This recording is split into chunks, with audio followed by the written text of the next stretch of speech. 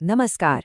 राजस्थान की प्रशासनिक परीक्षाओं जैसे आरएएस, एसआई, पटवार या वीडियो की तैयारी में एक टॉपिक ऐसा है जो अक्सर अच्छों के पसीने छुड़ा देता है, और वो है पारिभाषिक शब्दावली यानी एडमिनिस्ट्रेटिव वोकैब्युलरी।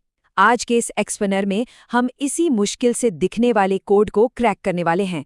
तो चलिए बिना देरी किए सीधे विषय पर आते हैं।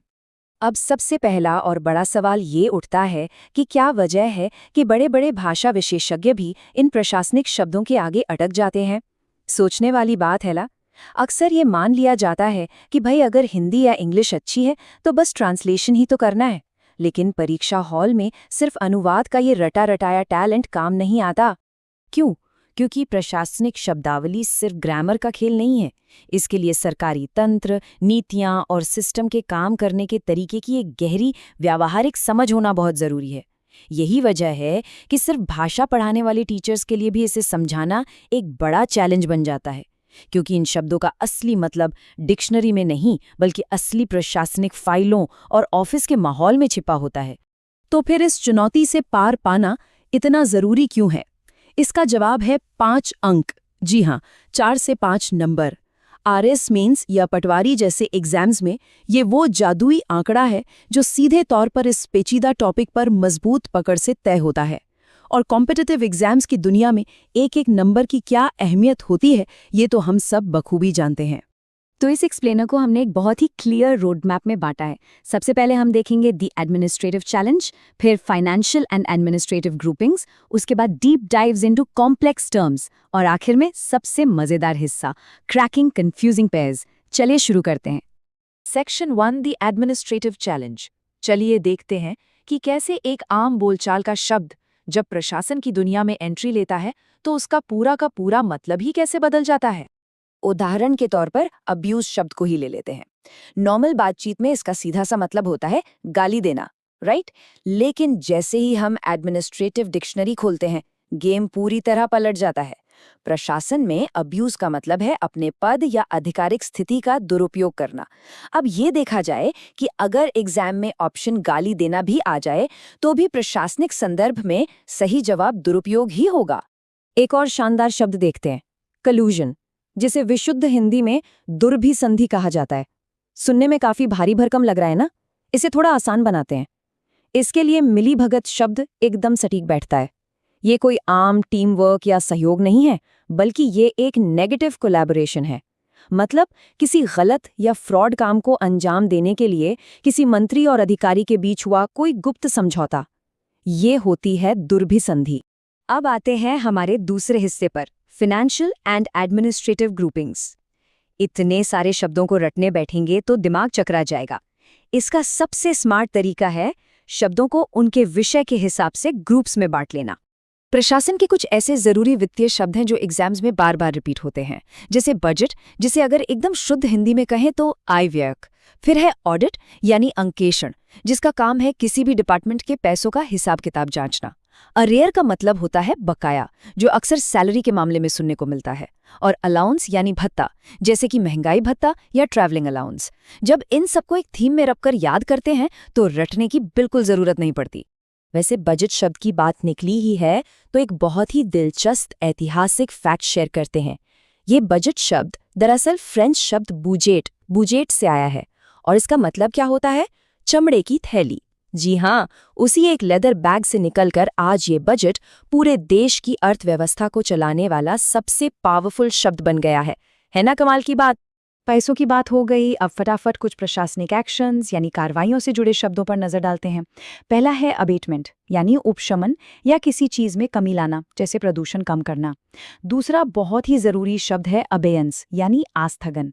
सरकारी दफ्तरों में इसका मतलब होता है किसी फाइल को कुछ समय के लिए होल्ड पर रख देना, मतलब सीधे शब्दों में कहें तो ठंडे बस्ते में डाल देना। और तीसरा है अबॉलिशन यानी उन्मूलन, जिसका मतलब है किसी समस्या को बिल्कुल जड़ से उखाड़ फेंकना, जैसे बाल श्रम का उन्मूलन। चलिए अब बढ़ते हैं सेक्शन 3 की तरफ, deep dives into complex terms. कुछ शब्द ऐसे होते हैं जिनका एक बहुत ही गहरा ऐतिहासिक या विशिष्ट बैकग्राउंड होता है और एग्जाम्स में ये सीधे हिट करते हैं। उदाहरण के लिए एक शब्द है एड हॉक। हिंदी में इसे तदर्थ कहते हैं। जब भी किसी अचानक आए काम को निपटाने के लिए या किसी खास पर्पस के लिए कोई टेम्परेरी अरेंजमेंट किया जाता है तो उसे एडहॉक कहा जाता है। न्यूज़ में अक्सर एडहॉक कमिटी या तदर्थ न्यायाधीश सुनने को मिलता है ना। जब कोर्ट में अचानक मुकदमों का बोझ बहुत बढ़ जाता है तो जो एक्स्ट्रा जजेस कुछ समय के लिए नियुक्त किए जाते हैं वो इसी एडहॉक कैटेगरी में आते हैं। एक और ट्रिकी शब्द है अवार्ड। अब नॉर्मल लाइफ में अवार्ड का मतलब कोई ट्रॉफी या पुरस्कार होता है, लेकिन एडमिनिस्ट्रेटिव और हिस्टोरिकल कॉन्टेक्स्ट में इसका मतलब पंचाट या पंच निर्णय होता है। और ये कोई इनाम नहीं बल्कि एक ऐसा फैसला है जिसे मानना ही पड़ता है, यानी ये बाइंडिंग होता है। इसे याद रखने की सबसे बढ़िया ट्रिक है इतिहास का 1932 वाला कम्युनल अवार्ड या सांप्रदायिक पंचाट। वो कोई प्राइज थोड़े था, वो तो एक थोपा गया राजनीतिक फैसला था। और अब हम आ गए हैं इस एक्सप्लेनर के सबसे क्रूशियल हिस्से पर, क्रैकिंग कंफ्यूजिंग पेयर्स। ये वो शब्द हैं जो जुड़वा भाई बहनों की तरह दिखते तो एक जैसे हैं, लेकिन प्रशासन की दुनिया में इनका काम और मतलब जमीन आसमान का अंतर रखता है। शुरुआत करते हैं फाइनेंस के दो सबसे बड़े पिलर से, एसेट्स वर्सेस लायबिलिटीज। एसेट्स का मतलब है आस्तियां या परिसंपत्ति। ये वो चीजें हैं जो किसी भी डिपार्टमेंट के लिए वैल्यू क्रिएट करती हैं, फायदा पहुंचाती हैं। और इसके बिल्कुल ऑपोजिट है लायबिलिटीज यानी देयता। ये वो वित्तीय बोझ या उधार है जिसे आज नहीं तो कल चुकाना ही पड़ेगा। दोनों एक दूसरे के एकदम उलट हैं। अगला पैर बहुत ही इंटरेस्टिंग है, बोनाफाइड बोनाफाइड और मैलाफाइड मैलाफाइड। सरकारी सिस्टम में ये दोनों शब्द किसी अफसर की नीयत या इरादे को तय करते हैं। उदाहरण के लिए, अगर किसी अधिकारी से कोई फैसला गलत हो गया, काम बिगड़ गया, लेकिन उसका इरादा बेईमानी का नहीं था, तो उसे बोनाफाइड यानी सद्भावी कृत्य माना जाएगा। लेकिन अगर वही काम जानबूझकर किसी रिश्वत या गलत नियत से बिगाड़ा गया है तो वो मैलाफाइड यानी दुर्भावी कहलाएगा। नियत बदलते ही शब्द बदल जाता है। यहाँ स्पेलिंग का खेल समझना भी बहुत दिलचस्प है। उच्चारण लगभग सेम है, कॉम्प्लीमेंट्री, लेकिन अगर बीच में ई लगा है यानी कॉम्प्लीमेंट्री तो इसका मतलब है पूरक, जो किसी चीज को कंप्लीट करे या पूरा करे। वहीं अगर ई की जगह आए है यानी कॉम्प्लीमेंट्री तो ये बन जाता है प्रशंसनीय। जैसे कि बॉस से किसी कर्मचारी को कोई अच्छी कॉम्प्लीमेंट्री टिप्पणी मिल जाए। एक लेटर ई और आई से पूरे शब्द की दुनिया ही बदल जाती है। अब जरा असेंट और कंसेंट के बारीक अंतर को भी समझ लेते हैं। असेंट का मतलब है बस एक नॉर्मल अनुमति दे देना, लेकिन कंसेंट थोड़ा ज्यादा सीरियस और फॉर्मल मामला है। ये एक प्रॉपर सहमति होती है। उदाहरण के लिए, जब किसी अस्पताल में सर्जरी से पहले मरीजों से कागजों पर साइन करवाए जाते हैं तो उसे कंसेंट फॉर्म कहते हैं, असेंट फॉर्म नहीं, क्योंकि वहां मरीज की पूरी कानूनी सहमति लिखित में ली जा रही होती है। जुडिशरी से जुड़े ये दो शब्द भी अक्सर कंफ्यूज करते हैं, अक्यूज्ड और क्रिमिनल। अक्यूज्ड यानी अभियुक्त, ये वो इंसान है जिस पर सिर्फ इल्जाम लगा है, कोर्ट में अभी कुछ साबित नहीं हुआ है। जब तक जज हथौड़ा मारकर फैसला नहीं सुना देते वो सिर्फ अक्यूज्ड है। लेकिन एक बार अपराध साबित हो गया तो वही व्यक्ति क्रिमिनल यानी अपराधी या मुजरिम बन जाता है। चलिए एग्जाम के फाइनल रिवीजन के नजरिए से इस छोटी सी टेबल पर एक क्विक नजर डालते हैं। ब्यूरोक्रेसी मतलब नौकरशाही, वो पूरा प्रशासनिक सिस्टम जो देश चलाता है। कैबिनेट यानी मंत्रिमंडल। कैडरे, जिसके लिए एकदम सटीक शब्द है संवर्ग। और आखिर में कंप्लायंस यानी अनुपालन, मतलब हर हाल में कानूनी या सरकारी रूल्स को फॉलो करने की ड्यूटी। ये वो हाई यील्ड वर्ड्स हैं जो अक्सर पेपर में छपे हुए मिल जाते हैं।